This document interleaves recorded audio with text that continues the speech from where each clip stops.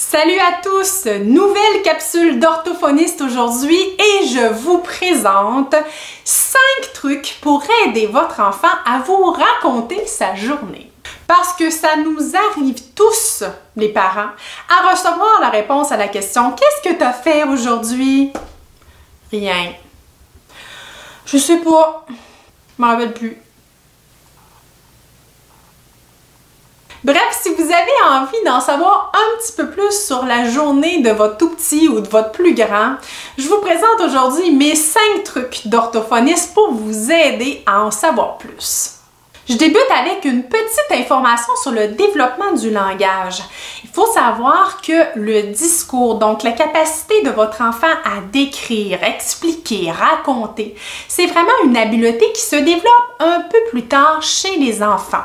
Ça veut donc dire que si vous demandez à votre enfant de 2 ans de vous raconter sa journée, vous pourriez avoir beaucoup moins d'informations que pour votre plus grand de 7 ans. Il faut donc être réaliste dans nos attentes. Un enfant de 2 ans, par exemple, va vous parler d'un événement, probablement, être capable de vous nommer une chose, mais de façon très simple.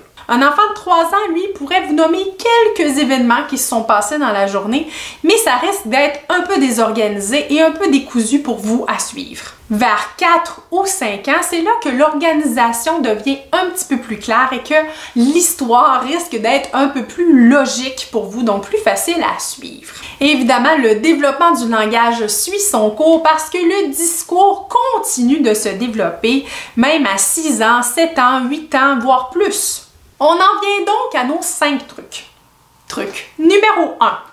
Débutez la conversation avec une information que vous connaissez déjà. Vous pourriez par exemple vous fier sur le cahier de communication que vous avez avec son éducatrice. Vous pourriez aussi regarder dans l'agenda qu'est-ce qui s'est passé dans la journée à l'école. Ou fiez-vous sur ce que votre enfant faisait lorsque vous êtes venu le chercher. Donc, votre enfant était-il en train de faire un casse-tête? Était-il en train de jouer à la tag avec des amis dans la cour d'école? Ça peut être un excellent moyen pour débuter la conversation parce que vous savez déjà qu'est-ce qu'il est en train de faire. Truc numéro 2. Pour supporter le discours de votre enfant, pensez à avoir un support visuel, donc des images, des objets qui peuvent l'aider à vous raconter ce qui s'est passé, à vous raconter sa journée. Je pense notamment à un tout petit. Le tout petit pourrait avoir besoin d'aide pour le vocabulaire qu'il va utiliser. Donc, si vous avez des objets qu'il connaît bien ou qu'il a à la garderie, certainement que ça va l'aider à vous expliquer.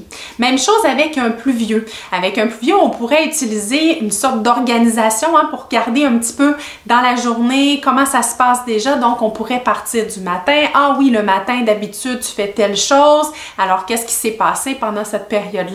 Donc, en utilisant une sorte d'horaire ou ces objets-là, ce support visuel-là, vous avez de l'aide pour votre enfant pour bien vous expliquer la journée.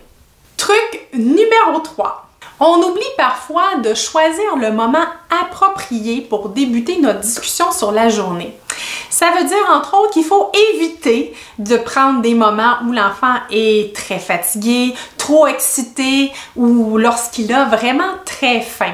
Alors, profitons-en pour prendre un moment où tout le monde est calme, peut-être attablé à la table et surtout, il faut que ce soit dans le plaisir. S'il y a trop de pression, on risque d'avoir pas mal moins d'informations. Truc numéro 4. C'est maintenant que je vous donne quelques trucs pour essayer d'étayer la réponse de votre enfant. Donc, de lui donner un petit support pour qu'il vous donne un petit peu plus de jus. La première chose, évidemment, ça va être de poser des questions ouvertes. Par question ouverte, j'entends ici une question à laquelle on va répondre autre chose que oui ou non. Donc, les questions « est-ce que » ne sont pas très pratiques si vous voulez avoir de l'information venant de votre enfant. Essayez de poser aussi une question qui n'est pas trop vague. Qu'est-ce que tu as fait aujourd'hui?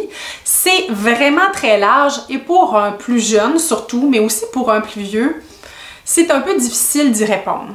Donc, on pourrait par exemple demander avec quoi tu as joué, avec qui tu étais pendant la récré, c'est quoi ta responsabilité de la semaine à l'école. Au lieu de poser une question très générale, on pourrait aussi proposer aux enfants de donner leur moment préféré et le moment peut-être qu'ils ont moins aimé dans la journée. Dernier truc pour vous aider à avoir un petit peu plus d'informations de votre enfant, peut-être lui proposer des choix de réponses, surtout avec les plus petits en fait. Parce que pour le plus petit, d'avoir les mots pour pouvoir vous exprimer ce qu'il veut vous dire, c'est peut-être pas toujours évident.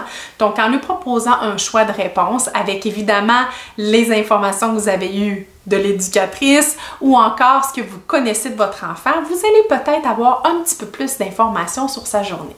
Truc numéro 5. Le moment où on raconte notre journée devrait être un moment rassembleur, amusant, familial. Profitez-en pour donner le modèle à vos enfants. Alors, papa, maman, les plus grands peuvent raconter aussi leur journée, peut-être même avant les plus petits, pour leur donner un peu un aperçu de, comment je fonctionne, moi, pour expliquer ma journée? En impliquant toute la famille dans le récit de la journée, vous avez alors un beau moment rassembleur, familial, dans lequel vous allez pouvoir tous vous écouter réellement et prendre le temps en famille. J'espère que vous avez aimé ma capsule d'orthophoniste d'aujourd'hui. Évidemment, si vous aimez mes conseils, je vous invite à aimer, partager, commenter les vidéos et surtout à vous abonner à ma chaîne YouTube.